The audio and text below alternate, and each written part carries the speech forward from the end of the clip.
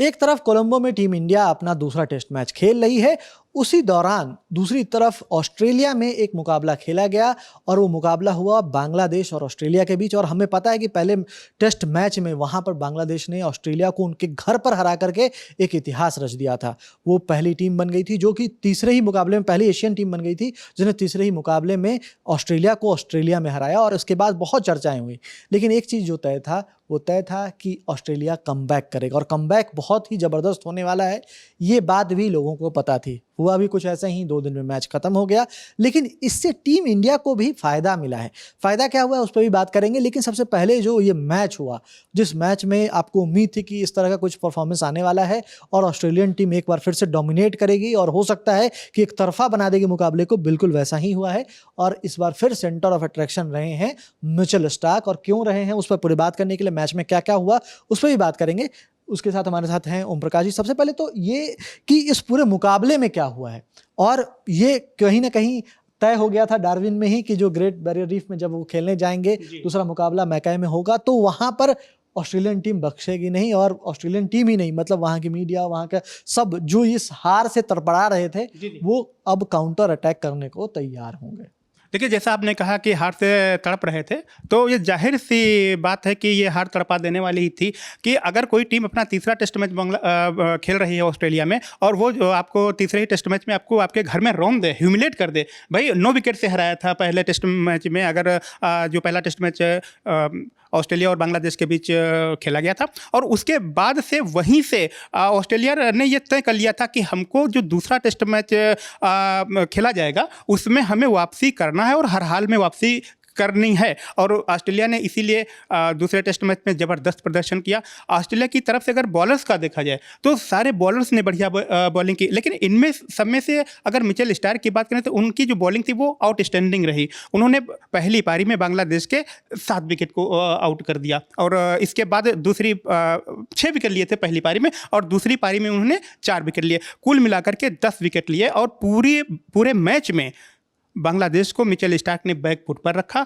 और उनकी गेंदों के आगे बांग्लादेश के बैटर खुलकर नहीं खेल पाए। पहली पारी में बांग्लादेश को उन्होंने 64 रनों पर ऑल आउट किया और इसके बाद दूसरी पारी में भी बांग्लादेश की टीम 100 रन नहीं बना पाई और 95 रनों पर ऑल आउट कर दिया। और ऑस्ट्रेलिया ने पहली पारी में 210 रन बनाए थे, और लेकिन बांग्लादेश अपनी दूसरी पारी में 210 क्या 100 भी नहीं पार कर पाया। और इस तरह ऑस्ट्रेलिया ने बांग्लादेश को दूसरे टेस्ट मैच में 1 पारी और 51 रनों से हराकर डार्विन में जो हार मिली थी उसका बदला ले लिया।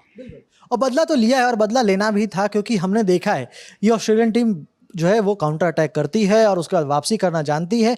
और ये चीज़ हमने टीम इंडिया के तौर पर भी फेस किया है। जब हम खेलने गए थे पर्थ में, हम पहला मुकाबला जीत गए थे और उसके बाद फिर जिस तरीके से ऑस्ट्रेलिया ने खेला, हम सिर्फ और सिर्फ एक मुकाबला बर्मिंघम में ड्रॉ हो सका था, और वो भी इसलिए ड्रॉ हुआ था क्योंकि बारिश के कारण खलल पड़ गया था और वो मैच ड्रॉ हो गया था।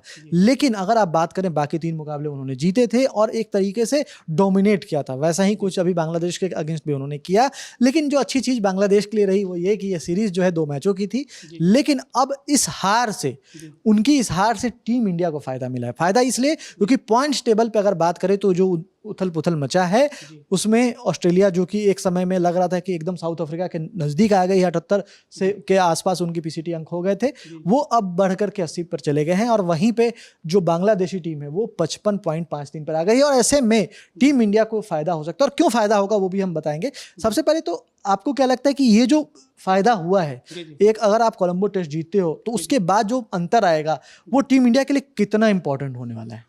देखिए, अगर हम कोलंबो टेस्ट जीतते हैं, जो टेस्ट मैच खेला जा रहा है श्रीलंका और भारत के बीच इन दोनों खेला जा रहा है, तो अगर वो टेस्ट मैच हम जीतेंगे तो भारत बांग्लादेश की जगह पर आ जाएगा और बांग्लादेश नीचे खिसक जाएगा।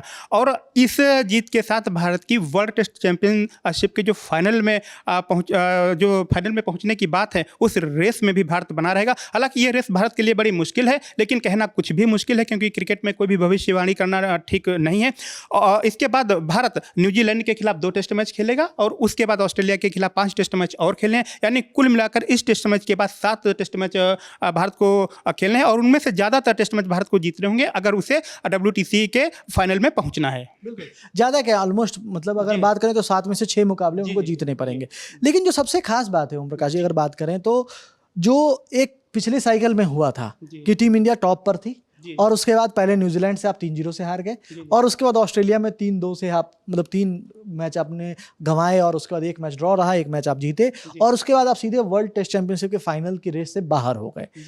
लेकिन इस बार मौका है कि इसी चीज को पलट दें। सामने न्यूजीलैंड है, सामने ऑस्ट्रेलिया है, और इस बार पूरी कहानी उल्टी है। उस समय न्यूजीलैंड जो है आपके घर पर आकर आपको हरा के गई थी, इस बार आप उनके घर जा रहे हैं। वहीं ऑस्ट्रेलिया ने आपको उनके घर पे हराया था, और इस बार ऑस्ट्रेलिया आपके यहाँ आ रही है। तो एक तरीके से कहें तो पूरा रिवर्स हो गया है ऑर्डर। हाँ, रिवर्स हो गया ऑर्डर। तो क्या लगता है टीम इंडिया के लिए ये सिर्फ और सिर्फ वैसे नहीं देखनी चाहिए कि फाइनल में पहुंचना है, उनके लिए भी होना चाहिए कि हमें पिछला बदला भी पूरा करना है। देखिए, न्यूजीलैंड टूर पर भारत का जो ये दौरा होगा ये बहुत महत्वपूर्ण होगा, और भारत इसमें चाहेगा कि न्यूजीलैंड में मात दी जाए। हालांकि भारत न्यूजीलैंड में टेस्ट बहुत ज़्यादा नहीं जीते हैं, वहाँ का रिकॉर्ड बहुत ज़्यादा इतना अच्छा नहीं, लेकिन वो साल दूसरे थे, ये वाला साल दूसरा है, और भारतीय टीम जरूर कमबैक करेगी। और अब भारतीय टीम के पास चाहे पेस बॉलिंग हो चाहे स्पिन बॉलिंग हो, हर डिपार्टमेंट में भारतीय टीम मजबूत है। और न्यूजीलैंड से हारने के बाद ये बात टीम इंडिया के दिमाग में है कि हमको उनके ग्राउंड पर हराना है, तभी जाकर हम रेस में बने रहेंगे। और इसके अलावा जब भारत घर में खेलेगा 5 टेस्ट मैचों की सीरीज ऑस्ट्रेलिया के खिलाफ, तो भारत को घर में हराना बड़ा मुश्किल होता है। हालांकि अगर हम साउथ अफ्रीका और न्यूजीलैंड को छोड़ दें, ये दो एक अपवाद के तौर पर हैं, लेकिन अब जब ऑस्ट्रेलिया अगले साल जनवरी में जब भारत टूर पर आएगी, तो मुझे नहीं लगता कि वो भारत को भारत की धरती पर हरा पाएगी। कुल मिलाकर के भारत ऑस्ट्रेलिया के खिलाफ उसको अपने घर में कड़ी टक्कर देगा। और जो भी होगा वो तो हम अपडेट आपको लेकर के आते रहेंगे, लेकिन फिलहाल इस मुकाबले को लेकर के जो मैके में खेला गया और 2 दिन के अंदर में खत्म हो गया, जिसे लेकर के जस्टिन लैंगर ने भी सवाल उठाए कि ये जो तरीका है वो सही नहीं है, 2 दिन में टेस्ट मैच खत्म हो जा रहे हैं, आप हर चीज़ के लिए दोष जो है पिच को नहीं दे सकते हैं।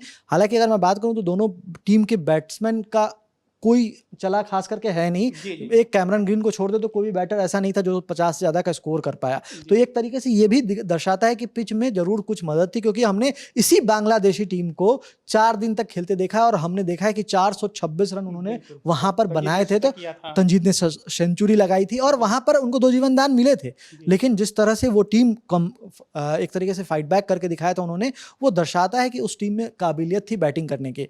फिलहाल उसकी पिच को लेकर के आईसीसी क्या रेटिंग आती है वो भी हम अपडेट करेंगे, लेकिन उस मैच को लेकर के और मिचेल स्टार्क की बॉलिंग को लेकर आपकी क्या राय है कमेंट बॉक्स में लिख करके जरूर बताइएगा। इस वीडियो में इतना ही। मेरा साथ दिया ओम प्रकाश ने, मैं सुकांत। देखते रहिए लर्न टॉप स्पोर्ट्स। धन्यवाद।